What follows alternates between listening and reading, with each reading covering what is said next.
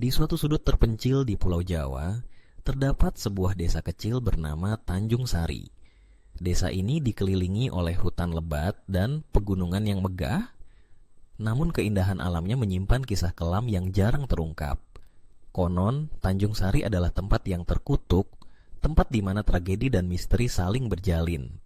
Setiap malam, suara-suara aneh dan bisikan halus sering terdengar, seakan mengingatkan penduduk akan sejarah kelam yang menyelimuti desa mereka. Dahulu kala, Tanjung Sari adalah desa yang makmur. Penduduknya hidup rukun dan saling membantu. Namun, semua berubah ketika datangnya seorang dukun sakti yang dikenal dengan nama Ki Suro. Ki Suro memiliki kemampuan luar biasa dalam mengobati berbagai penyakit, dan banyak orang dari desa-desa sekitarnya datang untuk meminta bantuan. Namun, di balik kebaikannya, tersimpan ambisi yang gelap. Ia ingin menguasai kekuatan gaib yang lebih besar, bahkan jika itu harus mengorbankan jiwa manusia. Suatu malam, Ki Suro mengumpulkan penduduk desa di alun-alun. Ia mengumumkan bahwa ia akan mengadakan ritual besar untuk memanggil roh-roh leluhur dan meminta petunjuk untuk membawa kemakmuran bagi desa. Penduduk yang percaya pada kemampuan Ki Suro dengan antusias menyetujui. Mereka mengumpulkan berbagai sesaji, mulai dari makanan hingga hewan ternak, untuk dipersembahkan kepada roh-roh. Ritual dimulai saat bulan purnama bersinar terang. Ki Suro berdiri di tengah lingkaran api, mengucapkan mantra-mantra yang membuat bulu kuduk merinding. Namun, saat malam semakin larut, suasana mulai berubah. Angin bertiup kencang dan suara-suara aneh mulai terdengar. Penduduk merasakan ketakutan yang mendalam, tetapi Ki Suro tetap melanjutkan ritualnya. Tiba-tiba, dari dalam kegelapan hutan, muncul sosok mistis dengan mata menyala. Sosok itu tampak marah dan penuh dendam. Dalam sekejap, ia melibas semua sesaji yang dipersembahkan dan Ki Suro terjatuh ke tanah, tidak berdaya.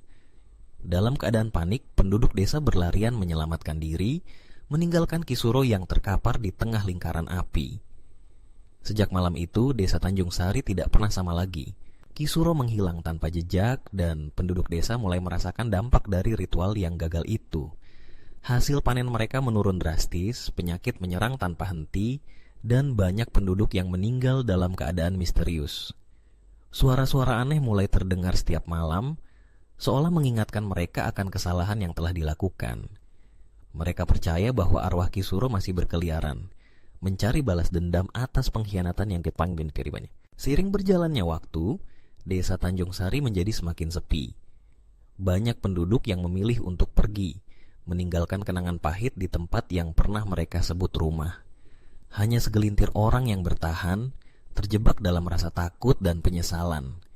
Mereka mulai menghindari malam, menutup jendela dan pintu rapat-rapat, berharap tidak ada yang mengganggu ketenangan mereka. Salah satu penduduk yang tersisa adalah seorang wanita tua bernama Bu Rukmini. Ia adalah saksi hidup dari tragedi yang menimpa desa. Setiap malam, ia duduk di beranda rumahnya, menceritakan kisah kelam Tanjung Sari kepada siapapun yang mau mendengarkan. Suaranya yang pelan dan penuh penyesalan menggema di antara pepohonan, menjadi pengingat akan kesalahan masa lalu.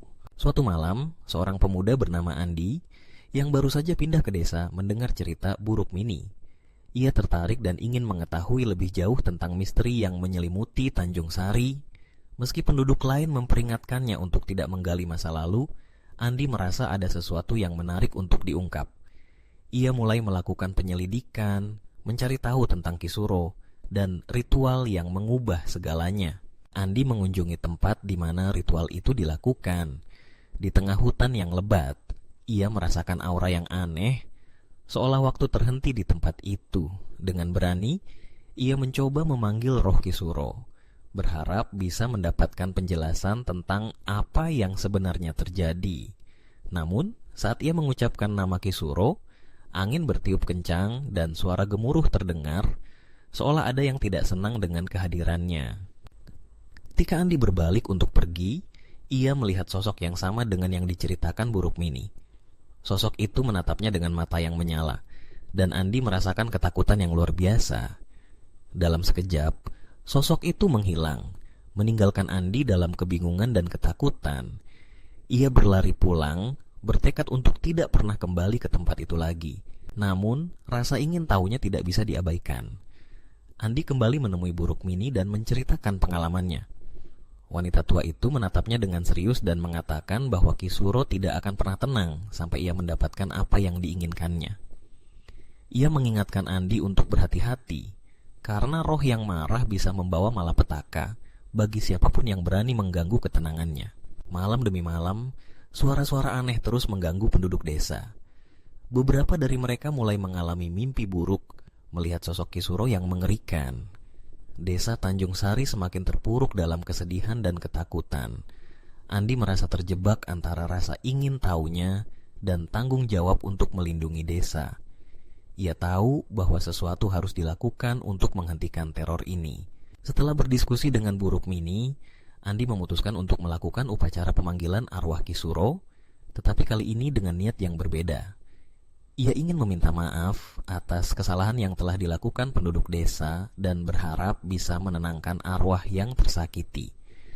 Dengan bantuan Bu Rukmini dan beberapa penduduk yang masih percaya, mereka mempersiapkan sesaji dengan tulus, berharap bisa membawa kedamaian kembali ke Tanjung Sari. Malam itu, mereka berkumpul di tempat yang sama di mana ritual pertama kali dilakukan. Andi berdiri di tengah lingkaran, mengucapkan mantra dengan penuh keyakinan. Suasana hening, hanya terdengar suara angin yang berdesir. Saat bulan purnama bersinar terang, tiba-tiba sosok Ki Suro muncul di hadapan mereka. Namun, kali ini ia tidak terlihat marah. Matanya penuh kesedihan, seolah mengingat semua yang telah terjadi. Andi dengan suara bergetar meminta maaf, menjelaskan bahwa penduduk desa tidak pernah bermaksud untuk mengkhianatinya. Ia berharap Ki Suro bisa memaafkan mereka dan memberikan kesempatan untuk memperbaiki kesalahan. Sosok Ki Suro mendengarkan dan perlahan-lahan wajahnya mulai tenang. Dalam sekejap ia menghilang dan angin yang sebelumnya kencang kini berhembus lembut. Sejak malam itu, suara-suara aneh berhenti. Penduduk desa perlahan-lahan mulai merasakan kedamaian yang telah lama hilang. Hasil panen mulai membaik dan kehidupan di Tanjung Sari kembali pulih. Meski tragedi kelam itu tidak akan pernah terlupakan, mereka belajar untuk menghormati masa lalu dan menjaga hubungan yang baik dengan alam dan arwah leluhur. Andi, yang awalnya penasaran, kini menjadi bagian dari sejarah desa.